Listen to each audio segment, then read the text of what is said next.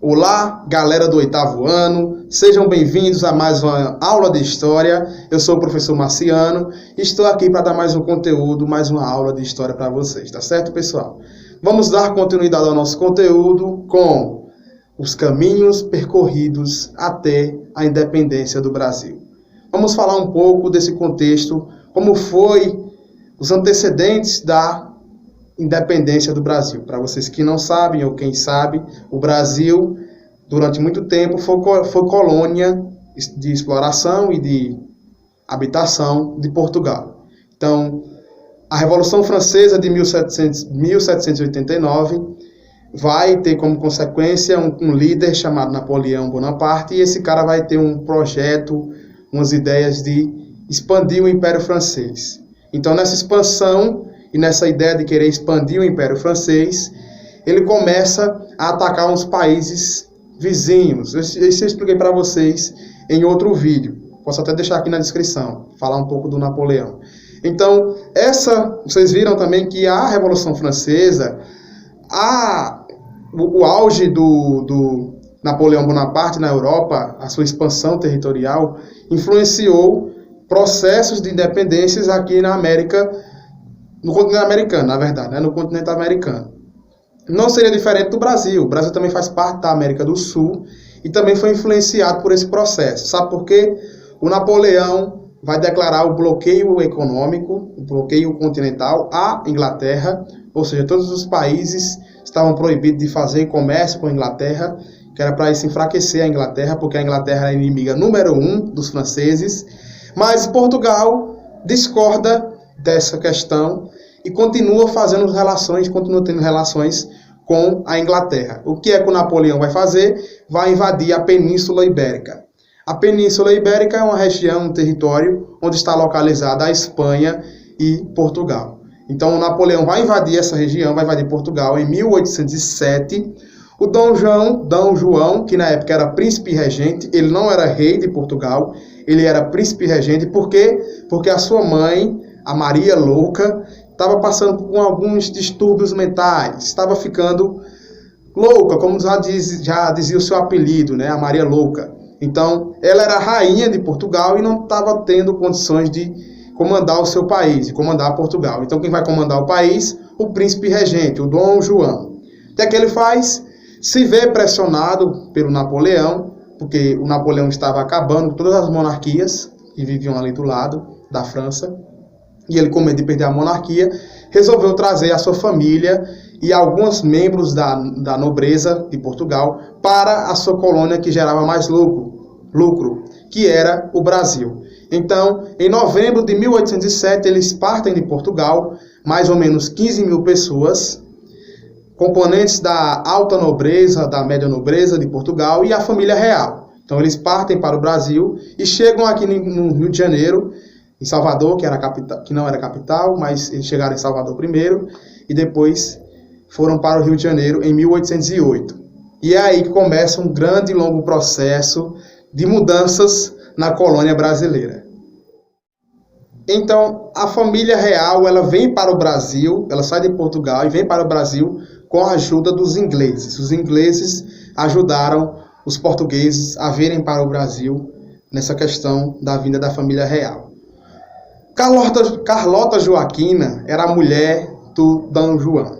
Essa mulher, ela era conhecida por ter um espírito muito autoritário. Ela não gostou da vinda do Dom João para o Brasil, porque ela achava que o Brasil era um lugar de porcos, era um lugar que não merecia ter uma família real, era um lugar atrasado, e ela via tudo isso como negativo. Então, desde o início, ela discordou do Dom João por ele querer fugir de Portugal, com medo do Napoleão. Então, ela sempre julgou o seu marido.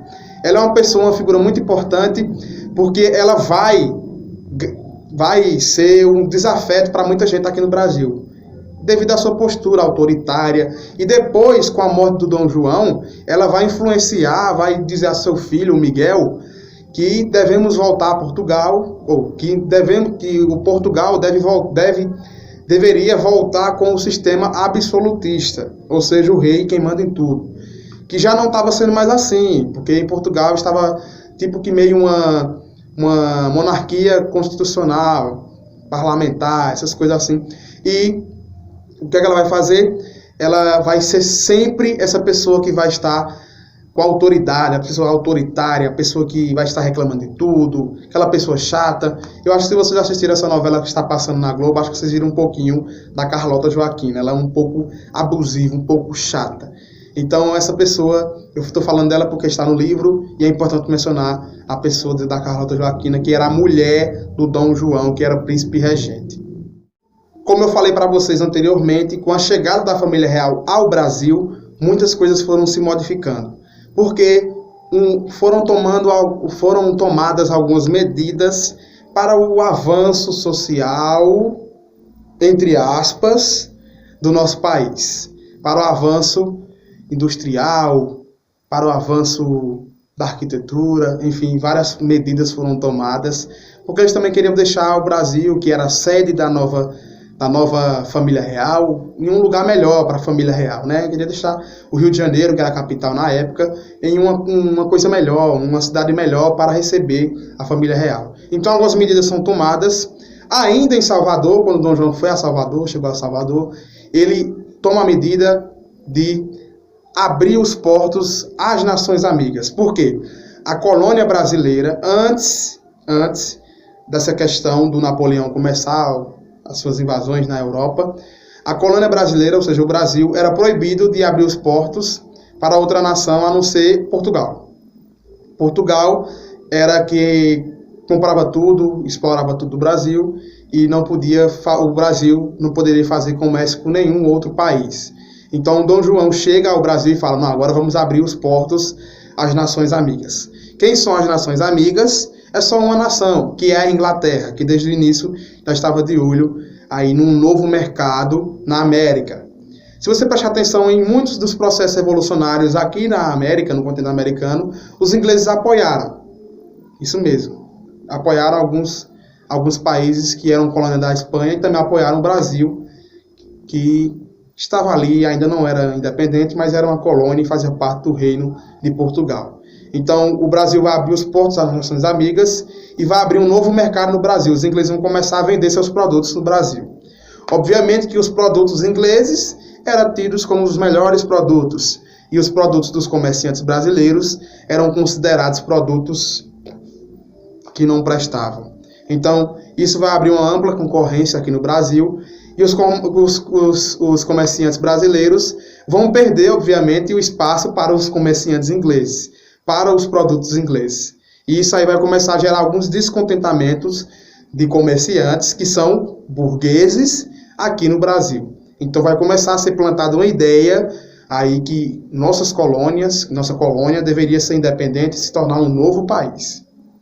Os benefícios para a Inglaterra não param por aqui. O Dom João, em 1810, vai assinar um decreto de um tratado, na verdade, de navegação e comércio, onde ele acaba definindo as taxas pagas para a entrada de produtos no Brasil. Pelo tratado, a taxa para a entrada dos produtos ingleses seria de 15%. Os produtos portugueses pagariam 16% e os demais países 24%.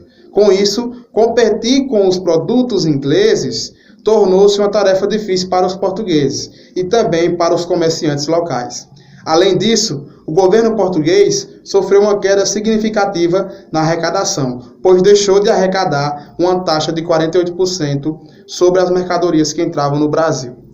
Então vocês estão vendo que os ingleses, apesar desse grande processo, por isso vocês devem entender por que a Inglaterra foi um dos primeiros países no processo da Revolução Industrial, porque conseguiu acumular muito capital, explorando outros países, explorando os países africanos, explorando muita gente. Então, tá aí, esse foi o nosso conteúdo de hoje, eu espero que vocês tenham gostado.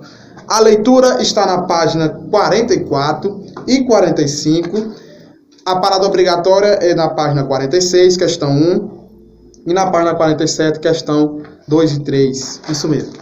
Página 46 e 47, a parada obrigatória. Então, pessoal, respondam. Qualquer dúvida, pode chamar no meu privado, que eu vou responder vocês. Tenham paciência, porque são muitos alunos para responder. Então, até mais, pessoal, e um abraço para vocês, tá certo, pessoal? Até mais.